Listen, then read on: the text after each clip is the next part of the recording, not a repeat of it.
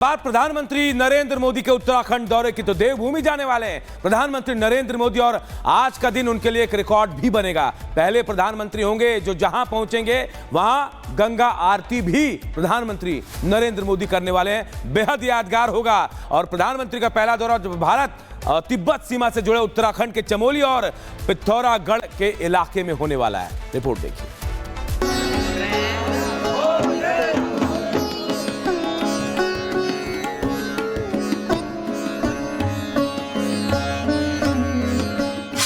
देवभूमि में पीएम, उत्तराखंड से प्रेम, शीतकालीन यात्रा को पहचान, मुखवा मंदिर का वरदान, पर्यटन को मिलेगा बढ़ावा, सशक्त राज्य की प्रतिबद्धता।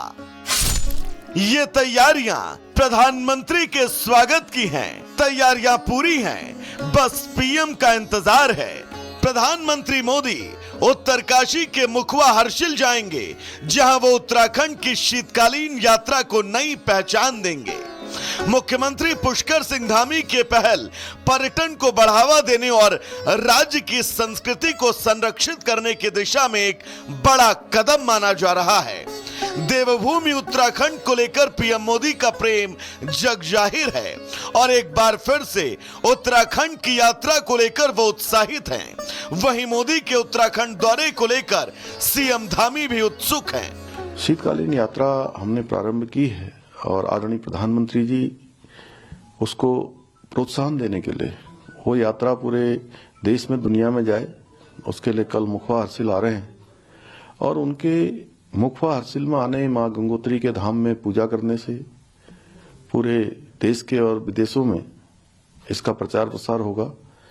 ये हमारे लिए बहुत बड़ा समृद्धि का कारण बनेगा, इकोनॉमी को एकदम से बूस्ट करेगा। आपको बता दें कि मुखवा गंगोत्री धाम का शीतकालीन गद्दी स्थल है और इस क्षेत्र की धार्मिक, सांस्कृतिक और पर्यटन संभावनाओं को बढ़ावा देने के लिए पीएम मोदी विशेष कार्यक्रम में हिस्सा लेंगे। उनके आगमन को लेकर प्रशासनिक तैयारियां भी अब पूरी कर ली गई हैं। तैयारियां हमारी काफ़ी पिछले एक महीने से चल रही थी और पूरी तैयारियां हो चुकी हैं। माननीय प्रधानमंत्री जी का जो पहला कार्यक्रम है वो मुखवा में पूजा अर्चना का है और फिर एक छोटा सा उनको हिमालय दर्शन वाला कार्यक्रम है। उसके बाद फिर उनको जो मेन हमारा कार्यक्रम स्थल हर्षिल में है वहाँ आना है। वहाँ पहले उन्होंने जो हमारी प्रदर्शनी है 13 जिलों की और उसका अवलोकन करना है। उसके बाद फिर हमारी 4 एक्टिविटीज़ जो साहसिक पर्यटन वाली हैं वो 4 आपकी 2 मोटर बाइक रैली हैं, 2 ट्रैकिंग रूट वाली हैं, उनका फ्लैग ऑफ होना है। उसके उपरांत फिर माननीय प्रधानमंत्री जी मेन पंडाल में आ जाएंगे जहां उनका जनसभा का कार्यक्रम है। प्रधानमंत्री मोदी सबसे पहले मुखवा पहुंचेंगे, मुखवा मंदिर में दर्शन पूजन करेंगे, फिर हिमालय दर्शन कार्यक्रम में शामिल होंगे। इसके अलावा हर्षिल में 13 जिलों की प्रदर्शनी में हिस्सा लेंगे, जिसका उद्देश्य है संस्कृति और परंपराओं को बढ़ावा देना। 2 मोटर बाइक रैली और 2 ट्रैकिंग रूट का फ्लैग ऑफ भी करेंगे। उत्तराखंड प्रधानमंत्री की प्राथमिकता में हमेशा सबसे ऊपर रहा है। यही वजह है कि मोदी धामी के इस मजबूत केमिस्ट्री का असर राज्य के बुनियादी ढांचे और पर्यटन विकास में भी साफ देखा जा सकता है। उत्तराखंड एक छोटे राज्य से आगे बढ़कर अब राष्ट्रीय स्तर पर एक मजबूत पहचान बना चुका है। Bureau report, Republic Bharat.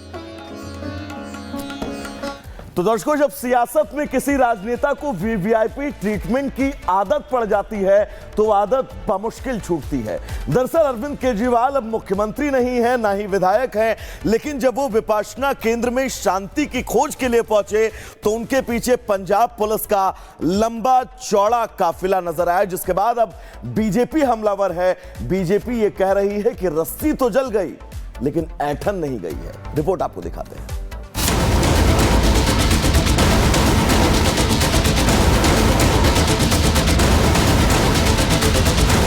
Delhi हारने के बाद केजरीवाल पंजाब पहुंचे हैं। पंजाब में केजरीवाल विपश्यना करेंगे, मन की शांति तलाशेंगे। बहरहाल केजरीवाल परिवार के साथ पंजाब तो पहुंच गए, मगर सियासी गलियारों में शोर मचना शुरू हो गया है। लाल और नीली बत्तियों वाली गाड़ियों का लंबा काफिला किसी मंत्री या अधिकारी का नहीं है, बल्कि अपनी सीट भी ना बचा पाने वाले केजरीवाल का है। दिल्ली हारने के बाद भी केजरीवाल का भ्रम टूटा नहीं है। आम आदमी पार्टी के संयोजक अरविंद केजरीवाल की 10 दिवसीय विपश्यना साधना शुरू हो गई है, जो 15 मार्च को खत्म होगी। पंजाब के होशियारपुर से 11 किलोमीटर दूर स्थित आनंदगढ़ में धम ध्वजा विपश्यना केंद्र पहुंचे। रिपोर्ट्स के मुताबिक उनके काफिले में 3 दर्जन से अधिक गाड़ियां थी। सुरक्षा के लिए पंजाब पुलिस के 100 जवानों को तैनात किया गया। अरविंद केजरीवाल के काफिले पर बवाल मचा है। केजरीवाल पर चौतरफा हमले शुरू हो गए हैं। आरोप लग रहे हैं कि केजरीवाल पूरे लाभ लश्कर के साथ वीवीआईपी बनकर विपश्यना के लिए होशियारपुर पहुंचे। दुख की बात है, वो अरविंद केजरीवाल जो वैगनार में घूमते और कहते मैं आम आदमी हूँ, कल विपासना करने गए हैं। ये कैसी शांति है जब वो गए हैं। 50 से ज्यादा गाड़ियों का काफिला है, उसके अंदर लैंड क्रूजर 2-2 करोड़ की गाड़ियां हैं, फायर ब्रिगेड साथ चल रही है, एम्बुलेंस साथ चल रही है, 100 से ज्यादा कमांडो चल रहे हैं। विधानसभा चुनाव में हार के बाद अरविंद केजरीवाल अभी किसी भी संवैधानिक पद पर नहीं है, मगर पंजाब में उनके वीआईपी ट्रीटमेंट पर बहस छिड़ गई है।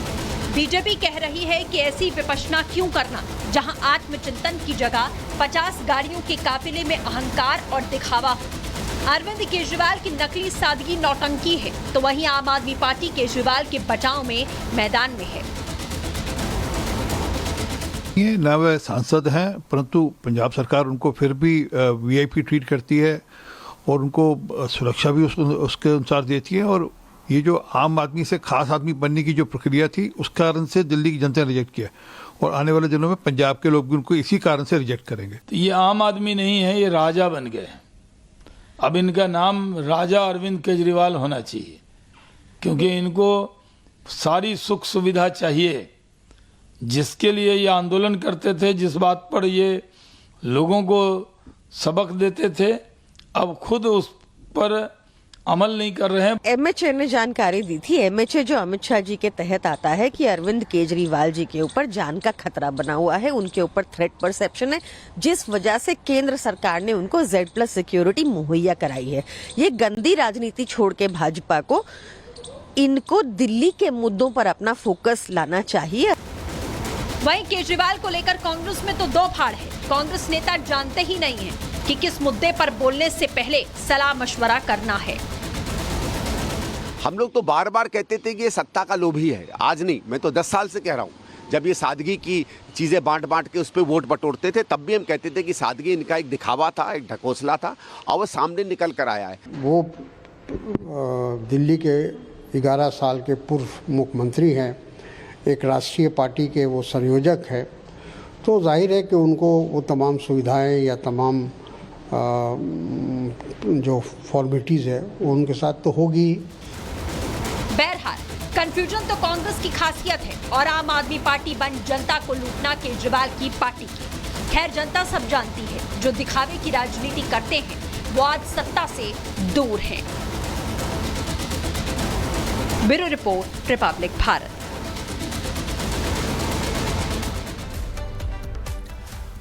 भारत में रहकर भारतीय त्योहारों पर बैन लगाने की बात अगर सामने हो तो इससे ज्यादा हास्यास्पद कुछ नहीं होगा, लेकिन हुआ है, और यह हुआ है अलीगढ़ मुस्लिम यूनिवर्सिटी में, जहां एक फरमान जारी कर दिया जाता है और होली मिलन समारोह पर रोक की बात कही जाती है। अब जरा सोचिए, कुछ दिन पहले ही ऐसा फरमान पाकिस्तान के यूनिवर्सिटी से भी सामने आया। सवाल यही है कि क्या अलीगढ़ मुस्लिम यूनिवर्सिटी जो है वो पाकिस्तान के नक्शे कदम पर चल रहा है? रिपोर्ट देखिए।